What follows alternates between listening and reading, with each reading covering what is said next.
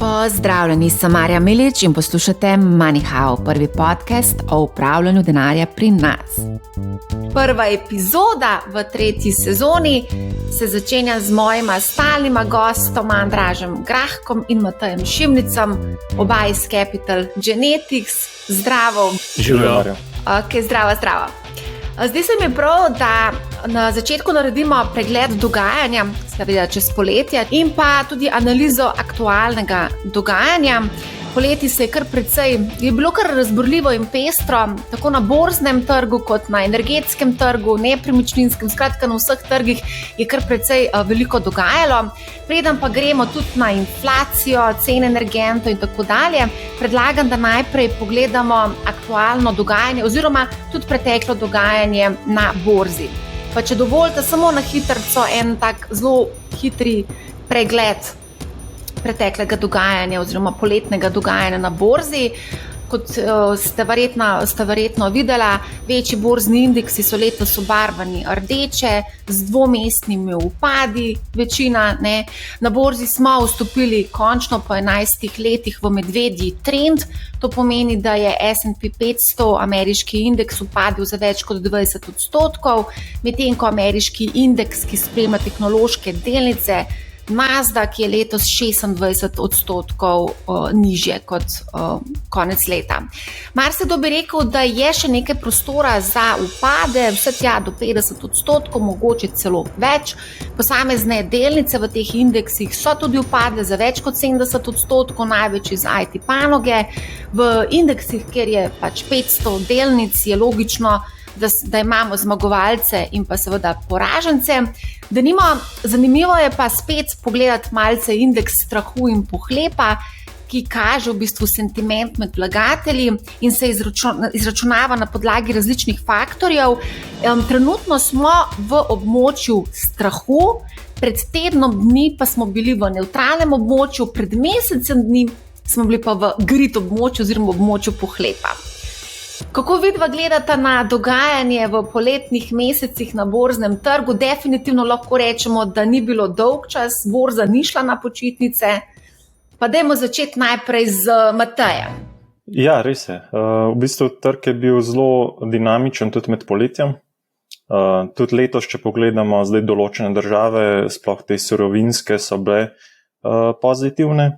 Energetski sektor tudi letos v bistvu v redu dela. Posamezne defenzivne panoge vidimo, da so v redu, solarni sektor recimo. Take stvari so v bistvu pritegnile vlagatelje oziroma te delnice so dejansko so v redu donosne letos. Se je pa tako kot so minila, se je med poletjem pojavil spet nek ta grit sentiment, ko so mali vlagatelji spet pač poizkušali z svojimi pač delnicami, kot so GameStop in podobno, ampak se je pač ta trend zelo hitro ustavil, tako da smo spet zdaj v nekem takem območju, kjer vlagatelji niso prepričani, kakšna bo smer do konca leta. Ja, prihodnost je negotova, kar precej veliko se stvari bo zgodilo. Andraž, če ti povej, kako ti gledaš na to poletno borzno vročico oziroma dogajanje? Podobno temu, kar je že govoril Matej, mislim, da je bil en tak zelo nek skok ali pa rally se temu reče, premik navzgor iz pač najnižjih nivojih, ki smo jih dosegali tik pred poletjem v juniju, ko se je pač govorilo o tem, da je tukaj že izpolnjujemo kriterije za medvedji trg, potem smo videli skok nazaj in so mnogi rekli ne, tukaj se bo zgodilo to, da bo predvsem Fed mogla pivotirati in da v resnici ne bo tako vehementno dvigovala obrestnih mer in na podlagi te neke euforije se je potem tudi trg premaknil navzgor, konkretno recimo, če gremo ameriški trg, S&P 500 v bistvu se je z nekega nivoja okrog 3600 točk premaknil na 4300 točk navzgor. In potem v bistvu že vse je bilo nekako rožnato in gor dol in tudi Fed je nekako že dvignil smo prišli nekako do tega Jackson Hole zasedanja, kjer je mogel Fed ponovno reči, da enostavno vlagatelji narobe vidijo dojemanje tega, kaj je denarna politika in da v tem trenutku jih prav nič ne zanima, kaj se dogaja na teh premoženjskih trgih in da je nedvomno na vrhu njihovega seznama skrbi inflacija.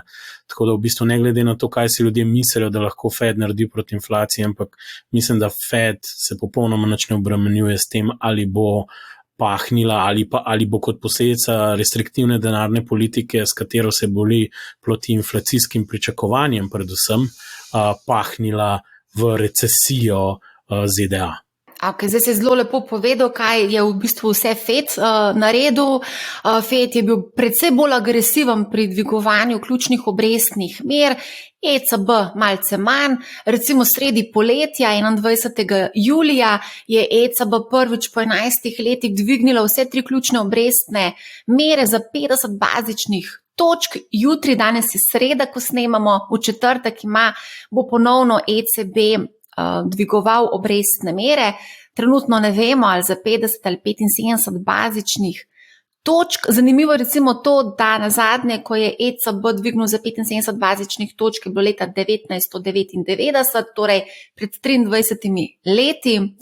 Kot si pa tudi sam, Andraž, omenil, cilj centralnih bank je ukrotiti to divjo pošast inflacijo, in radi bi jo ustavili nekako pri ciljni inflaciji 2%, ampak vemo, da je bila v bistvu ECB in Fed so bili v bistvu neuspešni pri tej zgodbi. V Sloveniji imamo trenutno 11% inflacijo, mogoče samo še kot zanimivost, tako visoko inflacijo smo imeli leta 1995. Tako da celo poletje se v bistvu vrtimo okrog inflacije in pa odločitve od centralnih bank glede višine obrestnih mer.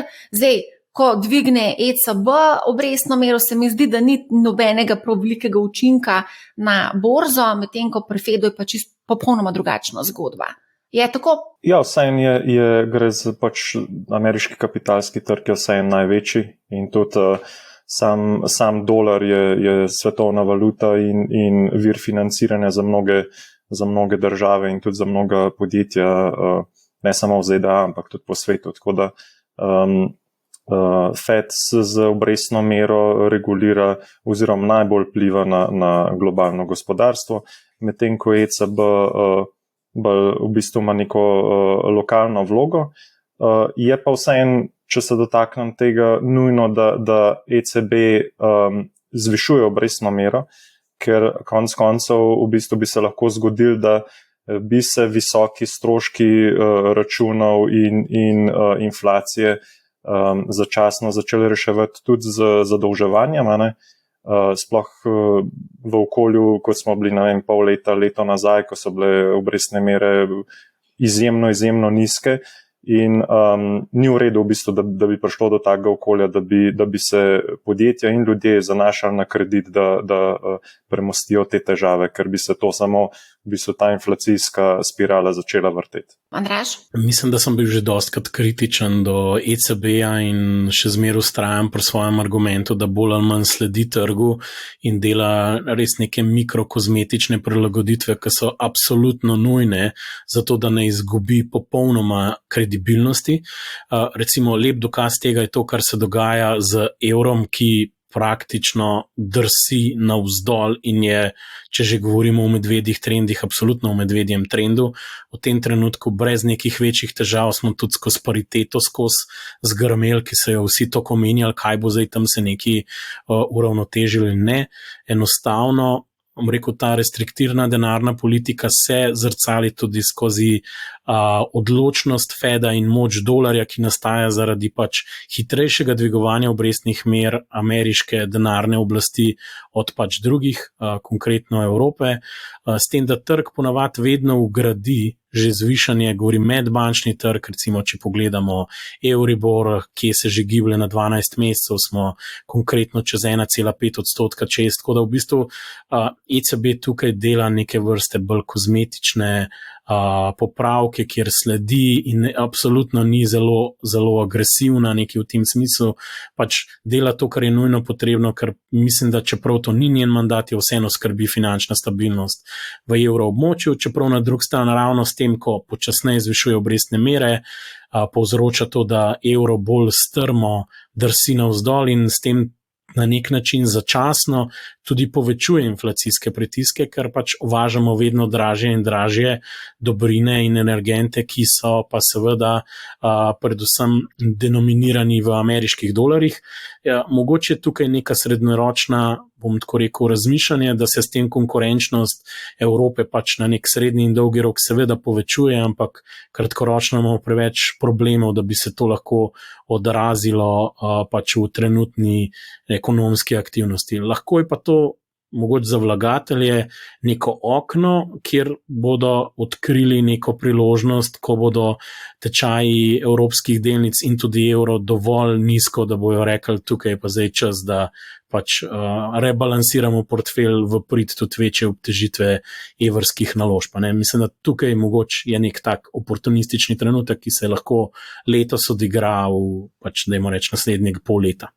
Ja, se strinjam, ampak ja, zdaj je toliko zanimivih stvari bilo rečeno, pa bi rada mogoče samo majčkan secirala to, kar sta povedala.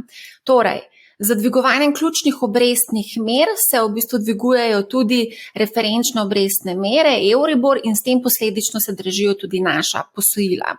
Zanimiv scenarij bomo pa sedaj imeli, ko bodo seveda še bolj zvišali ključne obrestne mere, vključno z depozitno obrestno mero, kar pomeni, da bomo končno imeli tudi mogoče malce višje depozitne obrestne mere, kar pomeni, da bomo za vezavo sredstev na bankah dobili več, kot smo dobili sedaj.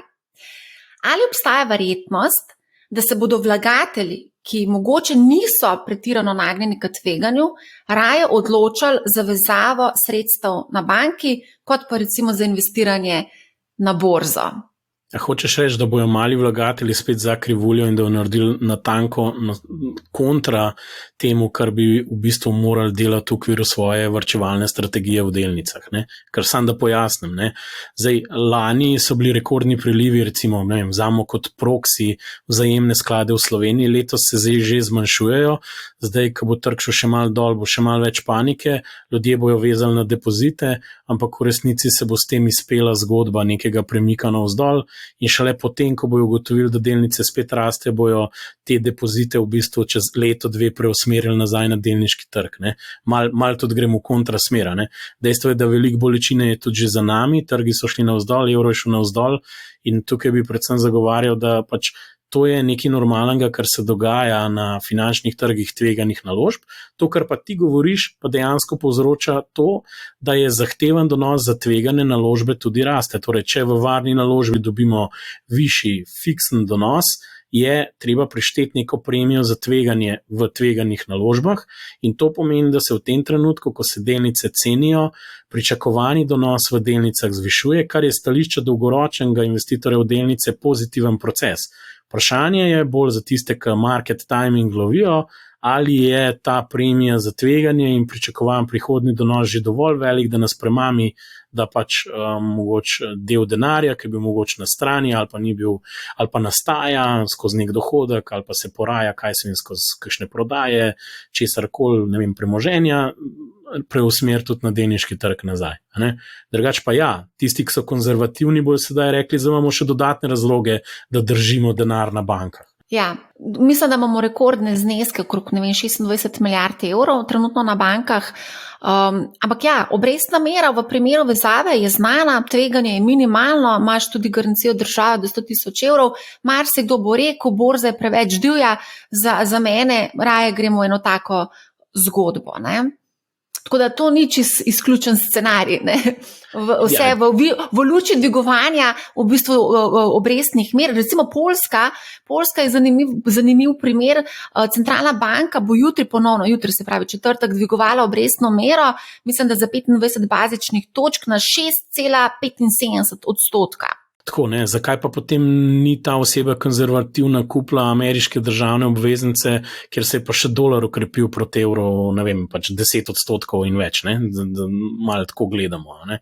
Pač, ja, ne, pač definitivno više obrestne mere, denar iz trga tveganih naložb nekako intuitivno, ne, dejansko je tukaj smo več plačani za to, da smo na varnem. Je pa res, da realne obrestne mere, ne, to je pa dejstvo, so globoko negativne. Ne. Tako da zdaj, mislim, da je nesmiselno primerjati naložbo v vezavo za 2-3 leta z delnicami, kjer pač enostavno neke sadove požanjemo skozi obdobje, rečemo 10 let in tudi več. Ne. Tako da predvsem za tiste, ki imajo neke obveznosti na kratko obdobje, bomo mogoče rekli, preveč mi je negotovo v delnicah in bojo zmanjšali to izpostavljenost, ker pač imajo neke mogoče obveznosti ali pa neke nakupe znotraj nekega srednjega ali pa kratkoročnega okna. Ne. Tako da to je dosti pomembno vprašanje razporejanja likvidnosti skozi čas. Ne. Točno to. Ampak recimo, dajmo še en scenarij pogledati. Recimo, dostikrat se mi zdi, ko se pogovarjam z ljudmi, vedno nekako se odločajo, kam bojo pač dali svoj denar. Varčevanje pogosto je nekje na zadnjem mestu, čeprav mi poskušamo to malce spremeniti in da najprej investiramo za dolgoročne cilje in šele potem gremo plačevati vse ostalo. Ampak zdaj prihajajo drugačni časi. Zdaj bojo prišle višje položnice in marsikdo bo v dilemi in bo rekel, mogoče bi pa jaz zmanjšal varčevanje ali sploh nehal varčevati, zato ker pač so take in take položnice. Dejstvo je, da nas bo to precej udarilo jeseni in pozimi po žepu. Tudi sam Robert Golob je napovedal težko zimo. Tako da recimo, kaj mislite vidva, da bojo ljudje najprej recimo rezali? To je tudi eno tako vprašanje, s katerim smo se zadnje čase kar precej ukvarjali. Bo varčevanje tudi eno izmed teh? Matej, mogoče daj ti zdaj za začetek. Jaz mislim, da bo. Sploh zdaj, če imamo nek varčevalni načrt oziroma da se to avtomatično nekaj nakazuje, jaz mislim, da večina bo to pustila oziroma se tega običajno ne dotikamo, teh trajnikov in tega, razen če je pač res kriza. Dočim, če smo odvisni od lastne odločitve mesečnega nakazovanja, se mi zdi, da bomo, ne samo v luči nevarnosti, da bodo položnice više, ampak tudi nas lahko odvrne tudi dogajanje na borzi, visoka volatilnost, pač članki, vemo, kakšne so tematike trenutnih člankov in ta skrb sigurno vpliva na odločitev, da mi odpremo mobilno banko in nakažemo denar upravljalcev oziroma na borzo. Tvoje mnenje, Andraž? Jaz mislim, da definitivno že poteka v tem trenutku neka racionalizacija družinskih proračunov. Seveda je pa ta racionalizacija popolnoma odvisna od samega dohodkovnega stanja, torej nekega statusa dohodkov, premoženja, ki ga ima vsako posamično gospodinjstvo oziroma osebe. Ne?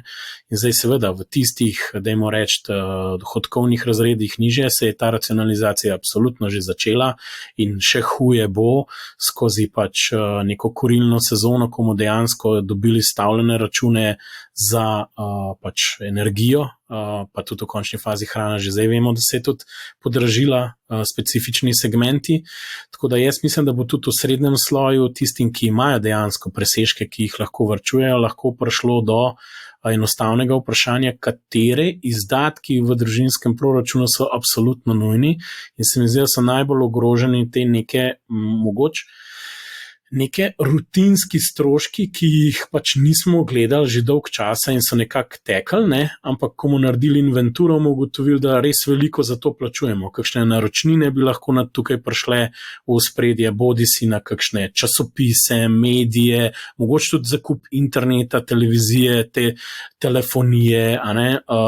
Tukaj pač je vse neka konkurenca, ki je na trgu in pač se cene premikajo, a ne? Če nimamo vezave, se bo to zagotovo po moje začelo dogajati, mogoče tudi pri kakšnih prevoznih sredstvih pa transportu, sploh če je to na kakšen leasing ali pa kakšne take stvari teče naprej. Po mojem ljudje probali tudi omejiti svojo realno potrošnjo, da bojo pač na koncu manj plačali, pa bojo mal zategnili pas, pa mal varčevali. Kar se tega tiče, ena stvar, ki pa jo še v tem trenutku ne znamo čisto točno predvideti, je pa učinek te, rečemo, energetske krize, če uporabimo ta izraz, čeprav ni čist adekvaten, ker je na večjih nivojih problem, v bistvu na trg dela, ker če bojo pa ljudje začutili, da je ogrožena tudi njihova zaposlitev, bi pa lahko spremenili svoje navade tudi na način, da bojo pač želeli imeti večjo denarno rezervo, ker zdaj v tem trenutku se nekako dojema, da vsem trg dela je zelo močan in ni težava dobiti zaposlitve za nekega normalno kvalificiranega posameznika. Če se pa to začne dogajati in se začne odpuščanja, potem bo pa to še, bi temu rekel, double down efekt, kar se tega tiče, in bi lahko več denarja na bankah bilo tudi zaradi nekega povečanega tveganja stabilnosti zaposlitve. Ker nekatera podjetja, tako kot zdaj že beremo, še sploh nismo prišli do dejanske, neke kurilne sezone ali pa nekega obdobja, ko pride še to ogrevanje v spredje, imajo že zdaj probleme in pač je jasno, da bo država morala ukrepati in jim pomagati, sicer ne bodo preživela. Nekatera podjetja so že napovedala zmanjšano proizvodnjo in pa so poslala delavce na krajši delovni čas, oziroma pravljajo krajši delovni čas delavci. Tako da to se v bistvu zdaj že počasi dogaja, sploh v večjih industrijskih obratih, sploh v tistih, ki so energetsko bolj občutljivi. Jaz mislim, da tukaj dejansko še zmeraj prevladuje miselnost, da je to nekaj podobnega kot COVID, ko bo država pač nekaj refundirala nazaj, pomagala podjetjem gor dol.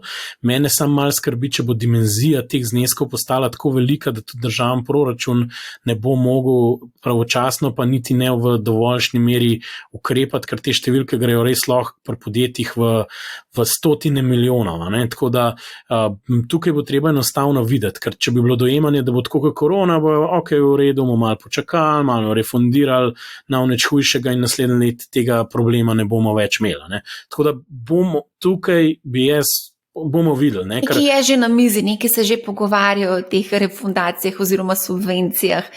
Mogoče bi tukaj še eno stvar dodala, ravno to smo se danes pogovarjali s kolegi, in sicer veliko je pričakovanj, vsi pričakujejo od vlade pomoč, ampak dobesedno vsi pričakujejo, beseda pričakovanje. Verjetno je z razlogom, kajti Robert Golob je obljubljal vse živo, po domače povedano, vsem. Jaz bom tako rekel, če imaš jezik skozi zunaj, večja verjetnost, da te ven zagrabo za njega. Kar se tega tiče, tako da obljube. Zdaj bomo videli, koliko od tega se bo dal sfinancirati. Zdaj, kot slišimo v bistvu novega finančnega ministra, smo dobili rebalans, kjer bo pač bolj izdaten proračunski primanjkljaj, ki je zgolj sam posledica nekih preteklih odločitev, kje so šele novi ukrepi, ki bodo neizogibno povzročali dodaten primanjkljaj, ker je to matematično nemogoče. Jaz osebno tudi mislim, da je malo kontraintuitivno in bomo videli, kako v to delovalo, da hkrati se v bistvu nazaj, upeljujejo neki davki, ki so višji z današnje točke, kot so danes pač naj bi bili, bomo videli, zakaj, ker gospodarstvo pač bo imelo probleme že tako in bomo videli, kaj bo tukaj sploh ta vlada lahko naredila in koliko dejanskih stopinj prostosti bo imela, ker trenutno smo še zmeraj bolj na političnem parketu nekega pogovarjanja, vidimo pa, mogoče jaz bolj spremljam Nemčijo, tam so malo hitrejši, kar se tega tiče, vse malo manj govorijo, malo več delajo in v bistvu številke se kar množijo in grejo že zdaj v neke 100 milijardne zneske, če seštejemo vse cifre skupaj in še bodo šle. Tako da, kakšen bo končen račun, ko bo izstavljen javnim financam, se nam niti sanja, iskreno povedano. Mislim, da je Goldman Sachs naredil nek okviren izračun, sem prav dvakrat mogla pogledati naslov, 2000 milijard evrov nas bo stala v bistvu ta energetska kriza. Mislim, da so računali pač, koliko je ta udarc tudi na podjetja in vse. Zdaj, to nujno ne pomeni, da bojo to državni proračuni celoto pač absorbirali, ampak en velik del pa zagotovo. Pač ja, neka ocena od Goldman Sachsa je, in sicer, da bojo računi za energijo narasli na 2000 milijard evrov. Smo pisali na Bloomberg Adriji, tako da bom še vir navedla. Gremo, zdaj, mogoče ne bi zdaj toliko šla spet na rebalans pa na fiskalna pravila in to, ne, ampak tisto, kar si prej povedal, mi je bilo zelo zanimivo, ko si rekel, da je obveznica tudi lahko zelo zanimiva. Ameriške državne 10-letne obveznice so konkretno preko 3% zahtevana donosnost, tudi na 2-letne obveznice so, mislim, da je 3,6% donosnost, tudi nemške so kar precej porasle, imamo inverzijo, v bistvu, ker je 2-letna v bistvu donosnost višja od 10-letne. Kaj se dogaja na obvezniškem trgu? Je lahko mogoče zdaj priložnost, da mogoče povečamo izpostavljenost obvezniških naložb?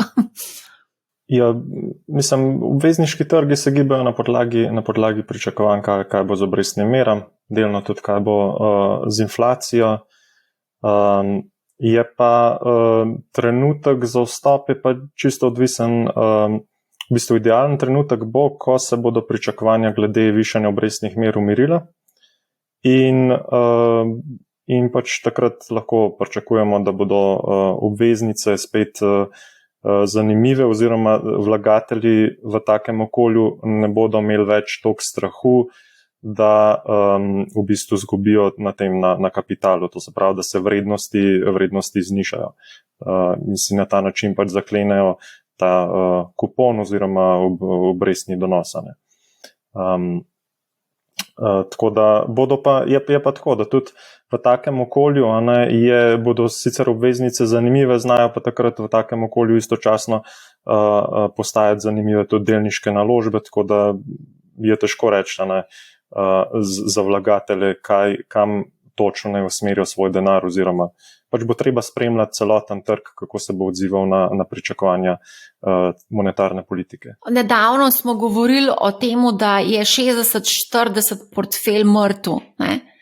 Ali lahko zdaj še vedno govorimo o tem, oziroma je mogoče zdaj oživel, je vsem fajn, da se nekako razprši to tveganje, da nismo investirani samo v najbolj tvegane naložbe? Ljudje mogoče, mislim, malo preveč se gleda nek tak, v bistvu res je, da smo bili zdaj v nekem obdobju, ko tudi obveznice so predvsem dolgoročne, smo videli precejšnje padce, tako da imajo ljudje nek pomislek v to strukturo. Se pa treba zavedati, da dodajanje obveznica doda neko kontracikliko, in sicer še posebej v okolju, ko pride do izrazite panike. Takrat se ne glede na to, kaj bodo centralne banke delale, se v okolju izrazite panike pričakuje, da bodo vrednosti obveznic poskočile in pač kompenzirale hiter upad delniških naložb. Zdaj tega v bistvu niti nismo videli. Je zelo delniški trgi zelo postopno padajo, VIX ni pretirano visok, tako da dejansko svoje vloge obveznice niti niso imele priložnosti odigrati. Zato so zdaj te pomisliki dolgoročno. Je pa še zmeraj smiselno, da če želimo manj volatilen portfelj, da se obveznice dodaja, če pa pač se lahko sprijaznemo z večjo volatilnostjo portfelja, pa pač ni to toliko nujno. Mogoče prej, Andraž, se omenjal, da to je bila tudi ena taka vroča tematika sredi poletja, evro je padal pod pariteto dolarja. Dolar je dejansko kralj valut, gledano globalno, seveda evro je vse bolj šibak. Zdaj, kar se tiče samih investicij, mali vlagatelji radi kupujejo na ameriški borzi, predvsem te vroče, zanimive naložbe, kot so, Apple, Microsoft, Facebook in podobno, oziroma Meta. Kako vključiti, v bistvu upoštevati to valutno tveganje oziroma valuto pri takšnih nakupih? Vsak portfelj mora imeti svojo razpršitev in del te razpršitve je tudi, da imamo podjetja, ki ustvarjajo svoj primarni denarni tok v tuji valuti in če se je pa zdaj kadarkoli izkazal, da moraš biti razpršen in se nehaš ukvarjati s temi valutami in ne vem kaj, ne, se je pa izkazal zdaj, ne, in tist, ki je imel dolarsko bazo, ne, se damo simple primer, ne, dajmo reči DAX. DAX je dol 20%, ne? S&P je pa v evrih dol 5,8%. Čeprav je v dolarjih 18%, ne dol. Ne, zdaj, zakaj? Zato, ker pač je to neka druga geografija in že dejstvo je, da je tam seznam in miks teh delnic drugačen in to nam da razpršitvo.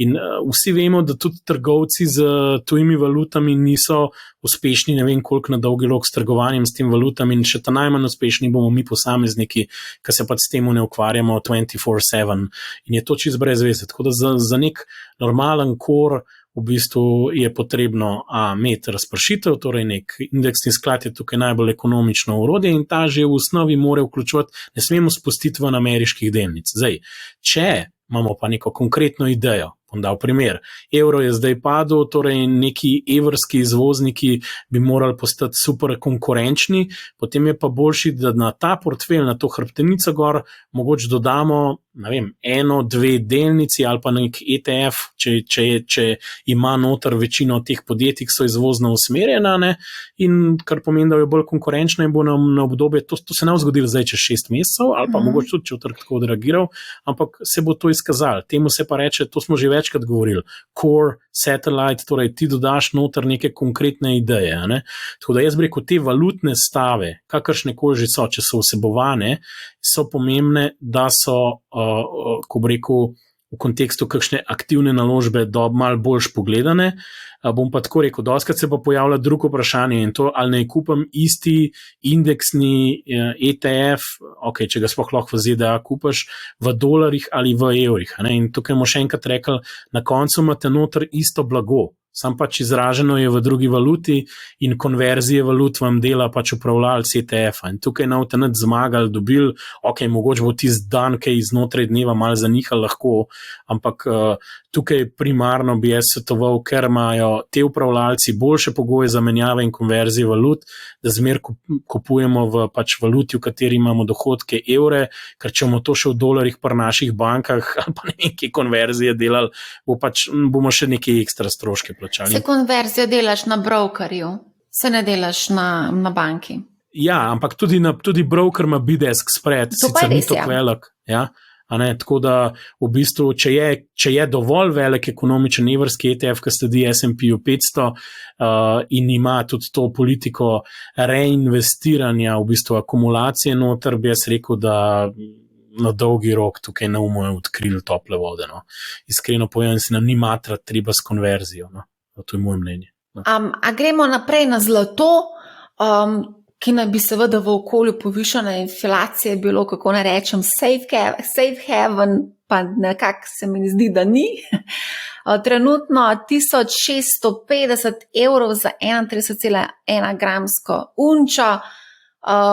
Matej, kaj dogaja z zlatom, ali je to zanimiva investicija, komu bi priporočal, komu bi odsvetoval, kako naj zdaj razumemo vse skupaj o dogajanju okoli zlata in cene zlata? Ja, v bistvu prvo se moramo, tako kot pri vsaki naložbi, se moramo zavedati, kateri dejavniki na to vplivajo. Ne? Zdaj, zlato v okolju, ko je gospodarska aktivnost zadosti visoka in ponuja centralnim bankam možnost višanja obrestnih mer kljub inflaciji, ni zanimivo. Pač tudi zgodovinsko gledano je zlato v takih obdobjih ni bila najboljša naložba. Potem je pa še celo vrsto drugih dejavnikov, od tega, da imajo trgi v razboju težave z lastnimi valutami, tudi juan, če pogledamo, je predvsej izgubil napram ameriškem dolarju, ne? To ustavlja nek povpraševanje, to je v bistvu, recimo temu, dodatno povpraševanje, ki je odvisno od nekih ekonomskih ciklov. Potem je pa tukaj še v bistvu špekulativni denar, ki vemo, da je zdaj zaradi dogajanja na splošno na borzah, pa na najbolj tveganih segmentih borznega trga, je zdaj pod pritiskom in zmanjšuje izpostavljenost, in ko zmanjšujejo izpostavljenost oziroma ljudje umikajo denar stran do upravljavcev, se zmanjšuje tudi povpraševanje po zlatu. Tako da zlato resnično pač kljub vojni in visoki inflaciji in vsem pač enostavno ni v trenutnem okolju odigral svoje vloge. Jo pa lahko v prihodnje, če pač centralne banke ne bi bile uspešne pri omejevanju inflacije.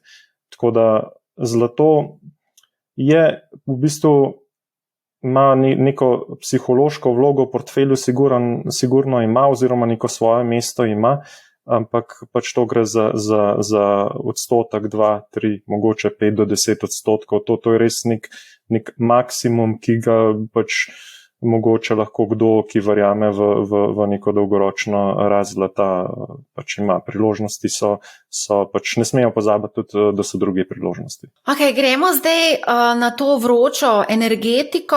Kot rečeno prej, Robert Golob je napovedal, da Evropo in konec koncev tudi Slovenijo čaka na najtežjih zim. Celo ustanavlja se krizni štab, ki bo tedensko v bistvu premleval vse možne rešitve, predvsem z vidika obvladovanja stroškov cen energentov v gospodarstvu. Zdaj, videli smo tudi sredi poletja res neverjetne nore v bistvu borzne cene energentov. Recimo, samo če pogledamo elektriko, je bila cena oziroma je bila elektrika na neki točki, mislim, da preko 1200 evrov za megavatno uro. Danes je okrog 600 evrov za megavatno uro, leto nazaj je bila pa nekaj 10 evrov za megavatno uro. Kaj se dogaja na tem trgu? Kako gledati v bistvu na vse te norije, ki se dogajajo zdaj trenutno na trgu z elektriko in zemeljskim plinom? Andraž, recimo, daj ti povej. Kako gledati te norije? Mislim, vse dnevno nas hranijo s tem, kako gledati na te norije, pa tudi razlogov ne bom ponavljal.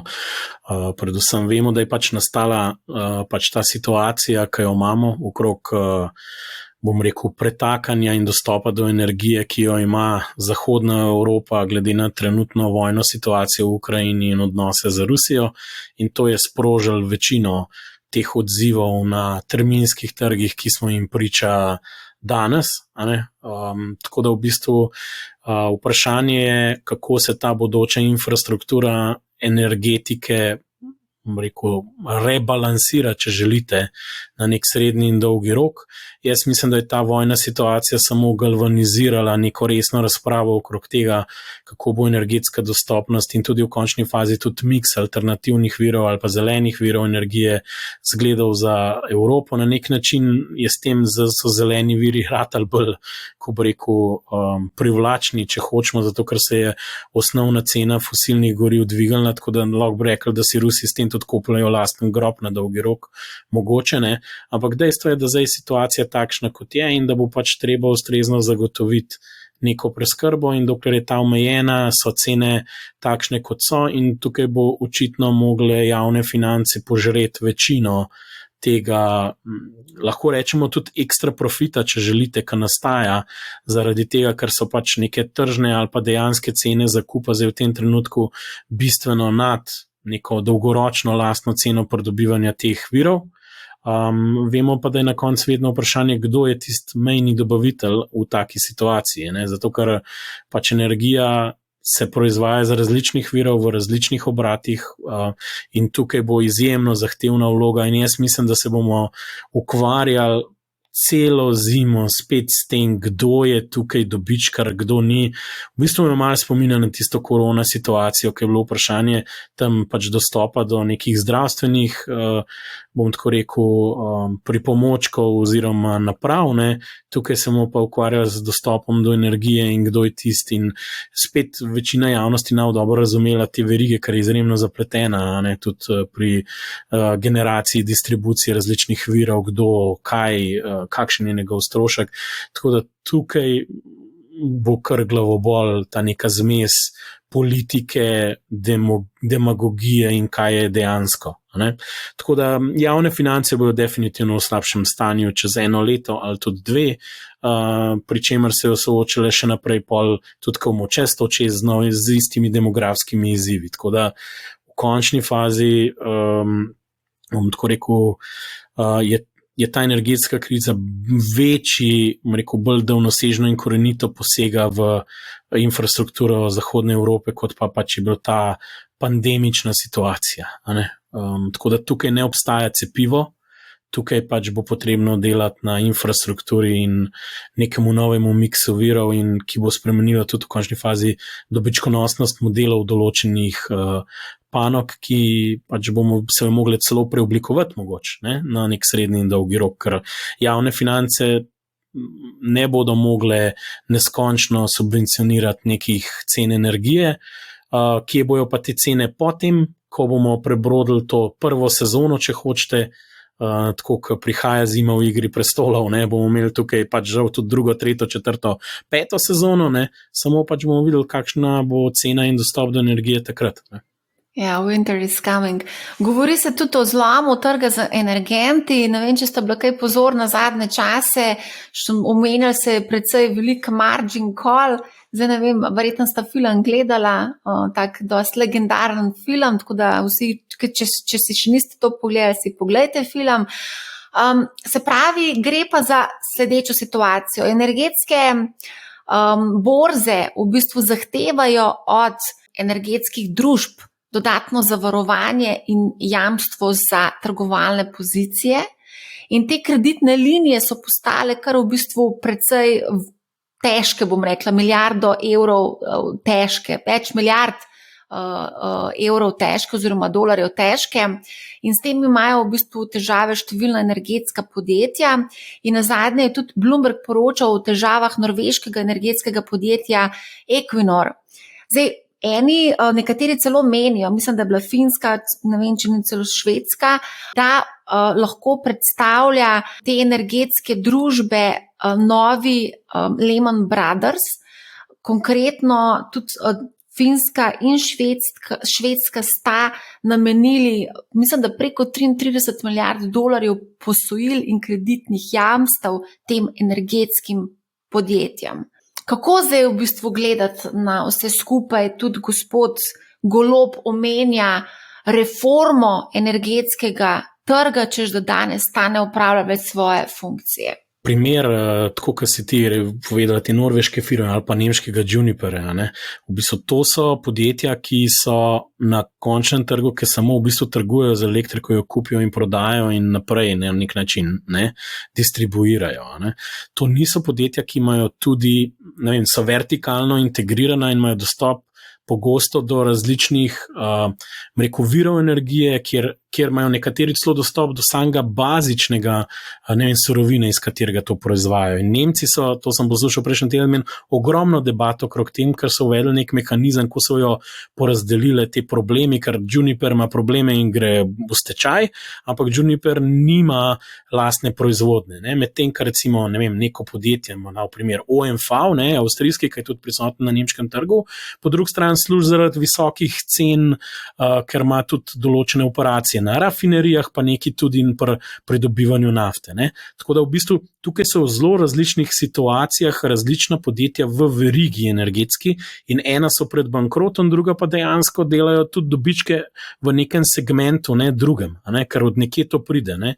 Težava pri Nemčiji pri plinu je to, da večina plina z Nemčijo pride z Rusije, ne, in je ta dobiček v Rusiji, če bilo pa nemško podjetje, ki bi imeli naftno, ne vem, plinsko polje, ne vem, na Norveškem, pa tega problema ne bi bilo. Ne. Samo toliko, da se razumemo. In zdaj nek gospod Golob, ne, je v tej situaciji, ker mora zelo dobro razumeti to verigo in kdo si dejansko, katero podjetje je toliko pomembno, verjetno bo tukaj definicija nekega sistemsko pomembnega podjetja ali pa, ki upravlja neko kritično vlogo v distribucijski verigi, da jim je potrebno zagotoviti predvsem nemoteno, ko bo rekel, pretok, če se tako izrazim, energije, ne, in ker če pa je tak umestni posrednik izločen iz te dobavne verige, pa preden drugi stopijo noter, ne, lahko traja dolg časa. Ta margin call se pa zgodi zaradi tega, ker na terminskih borzah je clearing ali pa clearinška banka ponavadi nekdo,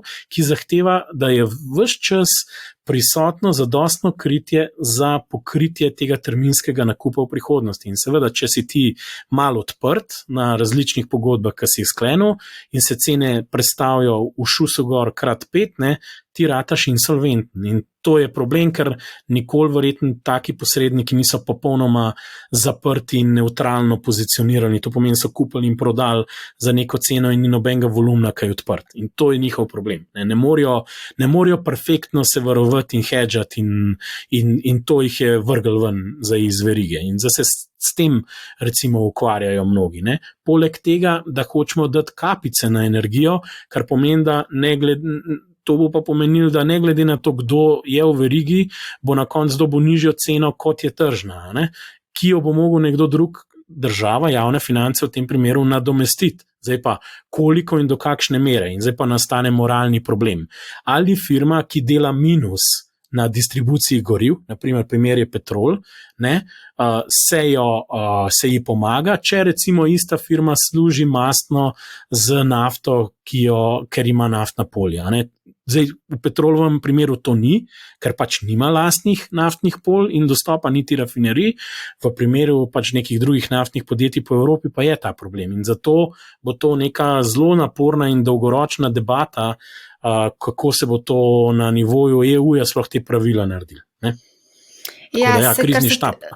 Krizni štab. Vse, kar se tiče Petrola, je problem predvsej velik, glede na to, da jih je ravno ta regulacija pahnila v izgubo. Mislim, da 100 milijonov evrov pričakuje, da bo vlada nadomestila tega izpada. Poleg tega jim pa grozi v bistvu tudi znižanje bonitetne ocene, kar prinaša določene druge težave. To je pa drug štos. Pri margin callih, sam to te prekinem, ne? Ta bonitetna ocena, če pade, vi ne morete dobiti novih kreditnih linij in se vse skupaj podre.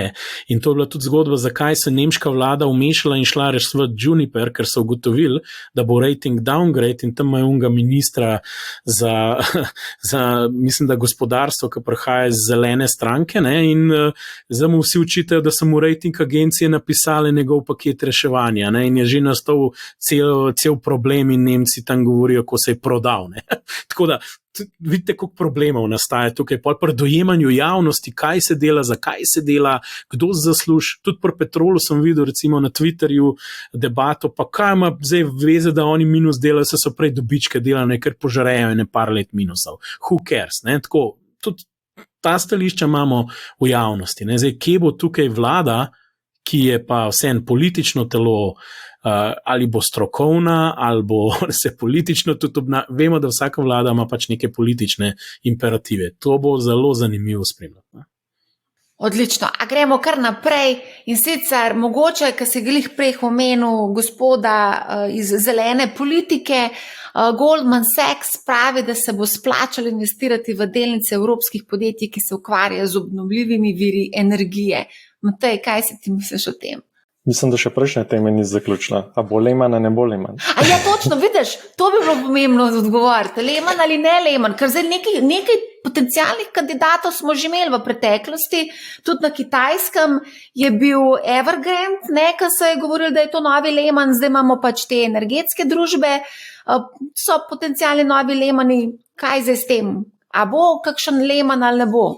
Ne, dokler je država isto na Kitajskem, če se država zaveda problema, če država pomaga, ne more. Pač Lehman je v bistvu bil posledica, da je država dvignila roke in pustila realizacijo sistemskega tveganja oziroma prenos pač tega tveganja po sistemu do v bistvu, dobro, se je bil tudi Lehman banka, ampak vseeno je šlo za investicijsko banko, da se to prenese v celoten bančni sistem. Zdaj, če bi države dvignile roke nad stran od teh energetskih traderjev po Evropi, je jasno to možno, bi to prizadelo tudi banke, ki zagotavljajo te kreditne linije, ampak mislim, da do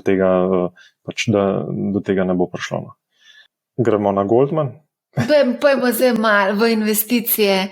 Se splača investirati v evropske delnice?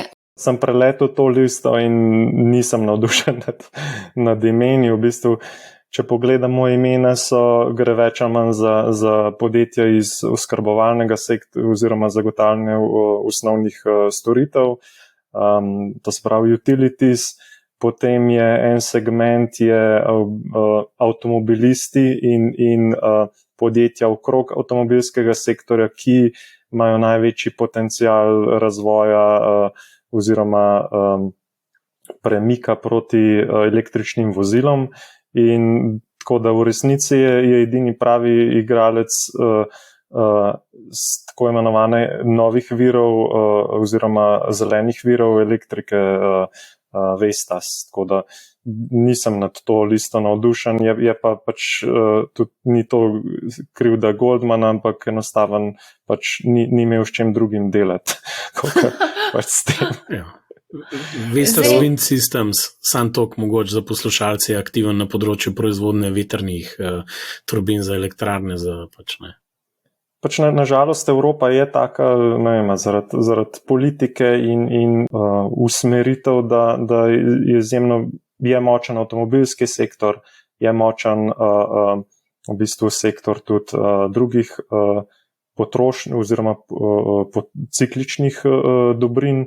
Nažalost pa ni nekih nekih javnih podjetij, ki bi, oziroma kotirajočih podjetij, ki bi imela tako neko usmeritev v nove tehnologije. Jasno, imamo Siemens, imamo veliko teh konglomeratov, ki imajo prste vse povsod, ampak težko je najti.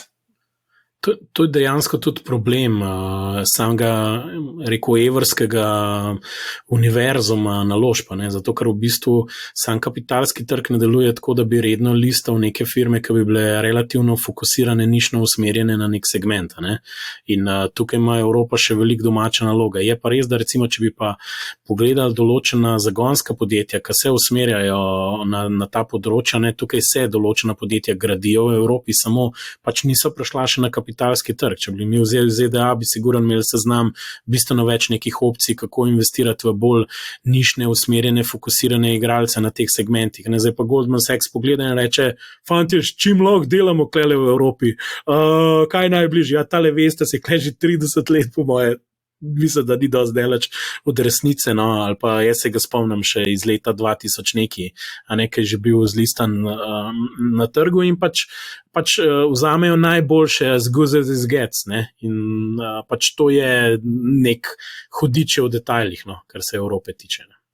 Je pa mogoče še ena stvar, da te delnice se ni nič narobe z njimi, se tudi tukaj bo nek potencial, ampak če se navežem na prejšnje vprašanje, da Lehmana ne bo, je pa lahko vse skupaj pač primanjkljaj javnih financ in vse skupaj lahko nek zametek prihodne dolžniške krize v Evropi, kar pa pač ni najboljše okolje za evropske delnice. Scenarij dolžniška kriza je na mizi? Jaz mislim, da je možno, pač, če evropske države oziroma ta evrodolg zgubi zaupanje in bo postal edini kupec ECB, je potem pač nevarnost tega, da se tudi Evropa znajde v neki spirali, da kapital ne bo, mislim, bo še manj pritekal v Evropo in bo evro na račun tega še bolj zgubljal. Ker pač vemo, da zdaj pariteta evro-dolarja ni nekaj stalnega, to je pač posledica tega, da je uvoz zaradi cen energentov izrazito narasel in se je trgovinska bilanca podrla in je evro na ta račun pač izgublja. Če se to izravna, se bo pač trend obrnil. Je pa problem, da če ni kapitalskih tokov, če se še to ustavi in bo Evropa sama sebe financirala in obenem tiskala denar, je to pač neugodno za Evropo in njen kapitalski trg. Omenjali smo kotacijo na borzi, IPO-je, omenjali smo avtomobiliste, Volkswagen je napovedal IPO Porscheja. Kaj si vidva mislita o tem? Cilj v bistvu Volkswagena je o tem, da bi želeli zbrati denar za financiranje elektrifikacije.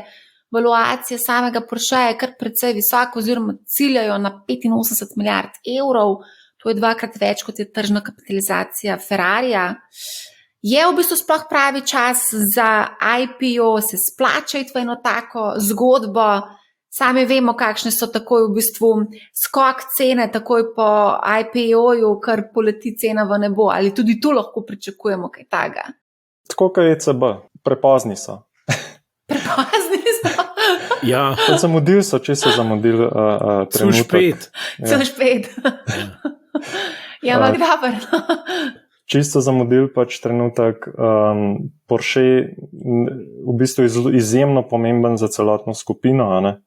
Naredi v bistvu, če pogledamo cel Volkswagen, naredi Porsche recimo četrtino dobička iz poslovanja, četrtino naredi Audi in četrtino naredijo financial services oziroma leasingi in podobne stvari. Tako da na koncu za Škodo, Volkswagen vozila in ostalo ostane samo še četrtina. To se pravi, vemo pač kakšna je pomembnost Porsche in od tod pač izhajajo tudi ta visoka pričakovanja glede vrednotenja.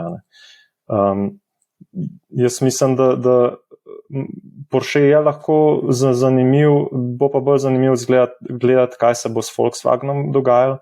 Marsikakšen vlagatelj, tudi ta družina, mislim, ne bi se umikala iz delnic Volkswagena, tako da če imamo zaupanje v Nemce, da bodo s tem denarjem uspeli narediti nek prehod, potem je ob nizkih cenah Volkswagen recimo zanimiv, je pa treba vedeti, da mislim, da gre za postopen umik in ne bodo pač dobili zdaj celotnega zneska, bi se to šele nek začetek. Andraž bolj spremlja Nemčijo in ima verjetno boljši insight glede, ali bomo zaupali Volkswagenu ali ne. Ali ne. Ali bomo ali ne. Volkswagen ima kar tako pestro, zelo pestro zgodovino. Za vse nemško govoreče priporočam podcast Macht und Millionen, torej Moč in milijoni, ki ga pač tam delajo in obdelujejo samo gospodarske afere in ena večjih je bila v Volkswagenu. Tako da priporočam poslušanje, kjer je sprega management in sindikatov naredila eno večjih packari v zgodovini modernega, ko bi rekel, corporate governance v Nemčiji. Tako da ti me zdaj sprašuješ, če zaupamo v Volkswagenu. Ne? Pa ne govorimo o Dieselgateu, da nav pomota. Lej, kaj naj ti rečem? Ne vem. Pojma nimam. To so zdaj spucali, ESG rating imajo zelo visok, se veš. Kaj že whitewashing, ali kako že to greenwashing. Greenwashing, no, white, green, karkoli pa že smo. Mogoče bo pinkwashing v prihodnosti. Ne vem, težko odgovorim na to vprašanje. Zdi se mi, da vsi ti koncerni se bistveno prepočas premikajo in ta nek odločitev Volkswagena dejansko deluje tako, da so to razmišljali in so jim bankeri pičali to ne vem koliko časa. Vsi vemo, kje je bila Tesla, koliko je bil hot ta market in zdaj se je to nekako sprožilo in zdaj so oni prišli in se mi zdi tako potipično, če smo se pa že toliko matrali, pa dajmo probati, pa da vidimo. Zdaj, je pa mogoče dozorela neka ideja, neke transformacije skupine in pač očitno je to neka tema, tako da jaz zdaj ne vem, ali jim bo uspel to, ali bojo dosegli tisto ceno, jo kaj spreminjali. Je lahko neka zanimiva, rekel, vstopna točka, še zlasti so mogoče malo podcenili trg, da bo tukaj, kjer je, mogoče niso pričakovali, da bo toliko se zaostrila sama ta situacija, ne?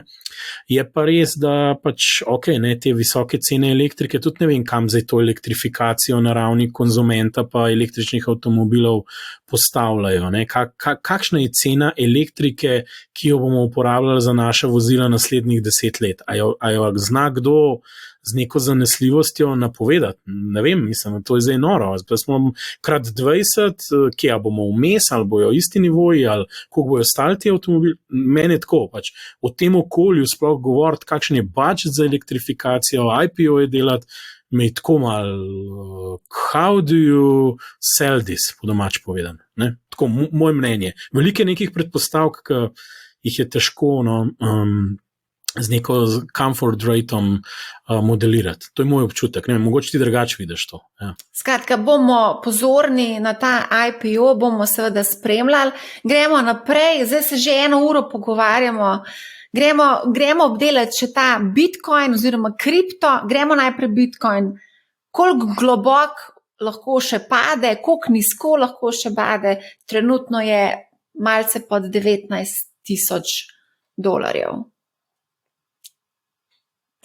Ali pa mogoče, koliko visok lahko zraste, če sta ful optimista. Matej se smeji, on ima odgovor na vsa tvoja vprašanja. In to z gotovostjo, tako kot je Andraž rekel, da z gotovostjo. Prosim, datum pa nivo, ja.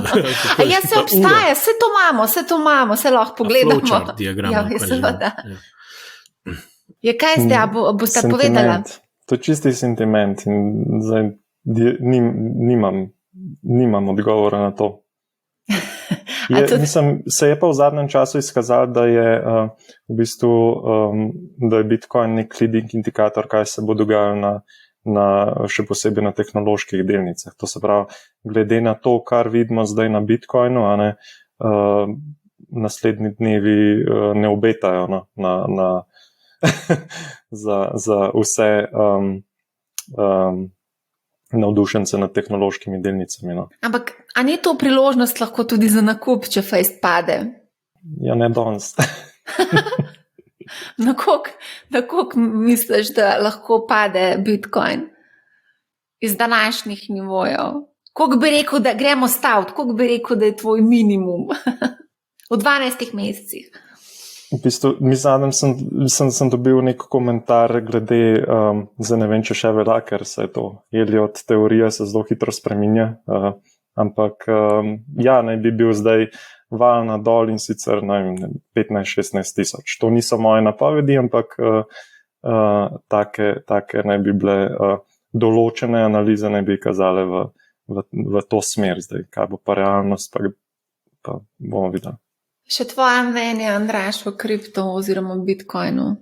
Ja, jaz mislim, da je zelo pogojen s sentimentom okrog tega tech sektorja oziroma overall, rekel, nekega sektorja, kjer se financirajo neke bodoče neki produkti ali pa tehnologije ali pa inovacije. Je pa res, da Bitcoin, ne vem, je res ratal bolj tak nek sentiment, nek inštrument, ki odraža sentiment. Zato, ker v bistvu tudi tehnološko itak se ne spreminja, kakorkoli ga obračaš.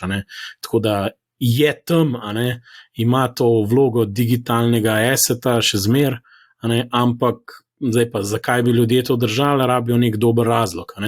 In da ponavadi v preteklosti je bil ta dober razlog, ker bojo drugi ljudje to kupovali in se bo razširila uporaba in ne vem, karkoli pač že, in bo to digitalno zlato ali karkoli, s tem, da tudi zlato zdaj ni zdaj neki blazno v nekem momentumu, sicer ni zdaj tako dramatično spet padel ali pa karkoli, se mi zdi, da je ta Bitcoin kle. Usporedno poteka tudi ta, bom rekel, prehod Ethereuma na proof of stake zgodbo, tako da to bo tudi zanimivo spremljati, ali bo to kaj galvaniziralo v naslednjem letu, dveh ta ekosistem in kako ga bo spremenil, ker če ga ne bo pol, zakaj smo se tukaj borili v resnici, ne? Govorim bolj stališča uporabe pa implementaciji tega, ker jaz mislim, da načeloma neke kakršne koli oblike avtomatizacije dviga produktivnosti v naslednjem desetletju bojo izjemno pomembne, sploh za zahodne ekonomije. Zdaj jaz ne vem, a bojo ti smart kontrakti, ki laufajo na blockchainu, del tega in v kakšnem obsegu, ampak zdi se mi, da ta robotizacija, avtomatizacija, reshoring nazaj, ta globalizacija ni in ne moreš računati na to, da bo tam, kjer je bila. Tako da bomo videli, kakorkoli. Nekateri govorijo tudi, da bo pač počas Bitcoin malo v zadje stopil, da pač ne bo imel več tako pomembne vloge in bojo pač te, rekel, tokovi kapitala se usmerjali bolj mogoče proti Ethereum in drugim, pač, ki laufajo na nekih bolj prihodnost, bolj inovativnih tehnologijah, ki ne bi se bile sposobne razvijati in evolvirati. Bitcoin ne evolvira, mislim, kakorkoli je, kar je, ampak tako da bo očitno imel res bolj vlogo digital asseta in zdaj, če bo imel to etiketo, da je sentiment driven in da se giblje podobno kot tehnološki sektor, ampak nek segment delniškega trga, pa bom jaz vprašal eno vprašanje, zakaj pol držati Bitcoin, kupite te raztreščene tehnološke delnice in pač razpršite lahko na več stav, ne samo na Bitcoin. Tako da to je mogoče neko vprašanje. ali je Bitcoin digital asset za naslednjo desetletje in kaj bo z njim čez 10 let. Ne zdaj, da zdaj je padel, ker so se ven zbasali vsi tisti, ki so mislili, da bo šel, ne vem, na 500.000 ali koliko že se nima veze na Bitcoina. Ne? To je zanimivo vprašanje. No? Zelo zanimivo vprašanje in to vprašanje bomo postavili tudi kriptostrokovnjakom v eni od naslednjih epizod. No, tam bo vsi odgovori. Tam bojo vsi odgovori, pa tudi odlični gostje. Skratka, mislim, da smo naredili en lep uvod v novo sezono, 3. sezono. Se strinjata?